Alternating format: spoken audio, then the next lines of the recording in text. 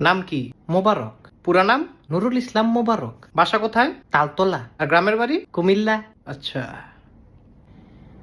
তোমার নাম জানি কি বললা? স্যার মোবারক। তোমার বাবার নামও দেখি মোবারক। হ, আফজল হোসেন মোবারক। দুইজনই তোমরা মোবারক? না না, দুইজন।